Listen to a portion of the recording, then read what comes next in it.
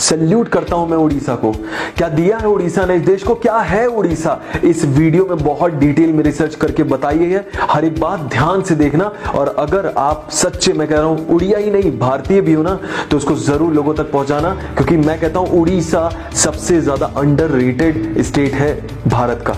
इसकी हिस्ट्री ले लो, प्रेजेंट ले लो या फ्यूचर ले लो, इतना पोटेंशियल भरा हुआ है ना उड़ीसा में कि अगर समझ में आ जाए तो ना देश का कोई इंसान, ना कभी उड़िया अपने आप को एक गरीब राज्य समझेगा, कोई हिम्मत भी नहीं करेगा। इस वीडियो को आखिरी तक देखना, बहुत सारे पॉइंट दूंगा, और आखिरी तक देखा तो मुझसे बात करने का एक मौका भी दूंगा फ्री ऑफ कॉस्ट, आपके बिजनेस या करियर से रिलेटेड। क्या है ये उड़ीसा? मैं कह रहा हूं उड़ीसा अगर अपने आप में एक देश होता ना, तो दुनिया की तीसरी सबसे बड़ी जीडीपी की ग्रोथ रेट होती इस देश की। क्योंकि बात समझना, भारत का सबसे ज्यादा बड़ा प्रोड्यूसर स्टील का, स्टेनलेस स्टील का, एल्यूमिनियम का उड़ीसा है। भारत का आधे से भी ज्यादा मिनरल्स का एक्सपोर्ट उड़ीसा से ही तो होता है, $243 billion per year. India $10 billion का आयरन एक्सपोर्ट करता है, और पता है अगेन 50 से ज्यादा % का आयरन कहां से आता है? उड़ीसा से। अरे दुनिया में इंडिया ऑलरेडी सेकंड नंबर पे सबसे बड़ा सी फूड एक्सपोर्टर है, जिसमें से उड़ीसा से अकेले 3000 करोड़ का सी फूड एक्सपोर्ट होता है, जो 2024 तक 20,000 करोड़ का करने वाले हैं। 2016-17 में जहां इंडिया का ग्रोथ रेट -2% चला गया था, उड़ीसा 17.6% का ग्रोथ रेट लेके बैठा था। आज भी भारत 4.5% ग्रोथ रेट पे है, तो उड़ीसा 8.4% पे, लगभग डबल। देख रहे हो कितना पोटेंशियल है इस प्रदेश में। मैं चाहता हूं कि यहाँ के जो लोग हैं, खासकर उड़ीसा, उन लोगों को समझ में आए कि कितना पोटेंशियल है, वो क्या कर सकते हैं, और पूरा देश भी इनको अंडरएस्टिमेट ना करे। इसीलिए इस प्रदेश वालों की मदद करने के लिए इसकी जो राजधानी है भुवनेश्वर में आ रहा हूं 2 फरवरी को, और बहुत सारी ऐसी इंफॉर्मेशन की जब हम रिसर्च कर रहे थे कि क्या हम बेहतर मदद कर सकते हैं, तब ये जब इंफॉर्मेशन आई सामने, मैंने कहा यार इस पे तो वीडियो बनना बनता है। पूरे देश को पता होना चाहिए कि उड़ीसा ने दिया क्या है इस देश को। ये हर एक उड़िया की ही नहीं, हर एक देशवासी की भी जिम्मेदारी बनती है कि इस प्रदेश का पोटेंशियल समझे, और कभी इसको गरीब समझने की हिम्मत तक ना करे। इसकी हिस्ट्री उठा के देख लो, प्रेजेंट देख लो, और चाहे फ्यूचर क्यों ना देख लो, इतना पोटेंशियल है इस राज्य में। आप देखोगे आप भी दंग रह जाओगे मेरी तरह। इनफैक्ट वर्ल्ड बैंक ने तो इसको सबसे बेस्ट जगह स्टार्टअप करने के लिए बोली है भुवनेश्वर में। परेशानियां और दिक्कतें कम नहीं रही उड़ीसा में, आप समझना।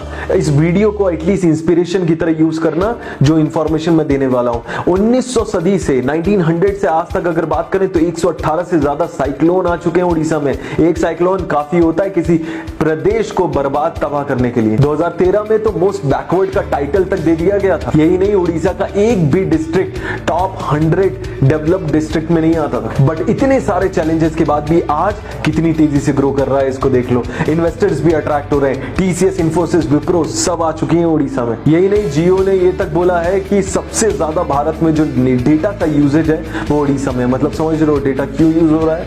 ऑफ कोर्स लोग सीखना चाहते हैं, आगे बढ़ना चाहते हैं, भूखे बैठे हैं। इसीलिए मैंने डिसाइड किया कि यार अब नेक्स्ट डेस्टिनेशन एक्सपेंशन की हमारी भी उड़ीसा होगी। उड़ीसा हमेशा से भरा पड़ा था मिनरल से, और ये बात पता चल गई थी हिटलर को, और हिटलर ने अपने जो पीक में था जब, तब भेज भी दिए थे जहाज उड़ीसा को कैप्चर करने के लिए। सोचो इतना पावरफुल था। ऑफ कोर्स हिटलर हार गया, और इसकी वजह से जहाज तो आधे रास्ते ही आ पाए थे, लेकिन इतना पोटेंशियल था उड़ीसा में, ये पूरी दुनिया को पता था। एक और इंटरेस्टिंग फैक्ट बताता हूं जो शायद बहुत सारे लोगों को नहीं पता होगा।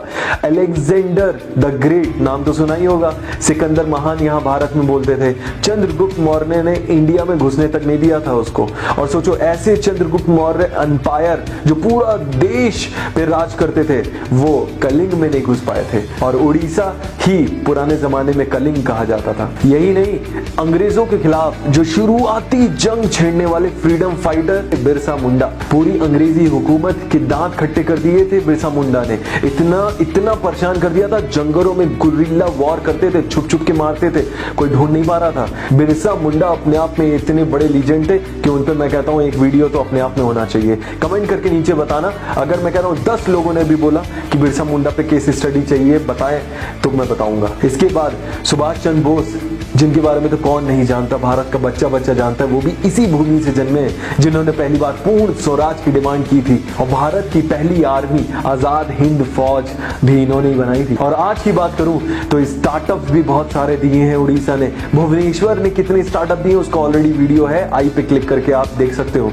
साथ ही साथ एंटरटेनर्स भी इतने सारे दिए, जैसे कि सोनम मोहपात्रा, वो गाना सुना ना अंबर सरिया, वो भी इन्होंने ही गाया है। फेमस कॉमेडियन बिस्वा कल्याण रथ और टीवीएफ के राइटर विश्वपति सरकार, ये सारे के सारे उड़ीसा से हैं। आप समझ रहे हो कितना पोटेंशियल है इस प्रदेश में, और आप और हम जानते ही नहीं थे आज तक।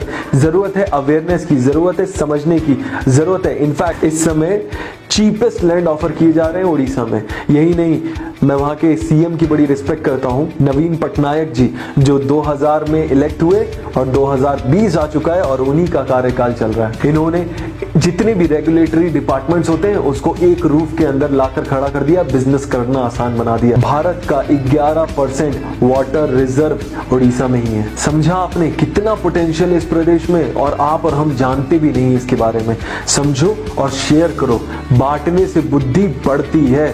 इसको ज्यादा से ज्यादा अपने जैसे लोगों तक पहुंचाओ। हर एक भारतीय को, सिर्फ उड़िया को नहीं, भारतीय को मैं बोल रहा हूं, गर्व होना चाहिए, उड़ीसा हमारे देश का हिस्सा है। इस वीडियो के स्टार्टिंग में मैंने प्रॉमिस किया था ना, प्रॉमिस अपने हमेशा निभाता हूं कि लास्ट में आपको एक मौका मिलेगा मुझसे 1 to 1 बात करने का। ये रहा क्वेश्चन, इस क्वेश्चन का आंसर नीचे लिखिए। अगर आंसर आपका सिलेक्ट होता है, पसंद आता है, सबसे अच्छा होता है, तो आपको मिलेगा मुझसे 1 to 1 बात करने का मौका। बिजनेस और करियर से रिलेटेड बात करेंगे। आपके हर एक कमेंट को मैं बहुत ध्यान से पढ़ने वाला हूं, इसलिए कमेंट जरूर करना। रोज 9:30 बजे वीडियो आ रहे हैं। अगर सब्सक्राइब नहीं किया है, बेल नोटिफिकेशन हिट नहीं किया है तो मिस कर दोगे। हमें सब्सक्राइब करके हमें मोटिवेट करने के लिए थैंक यू सो मच।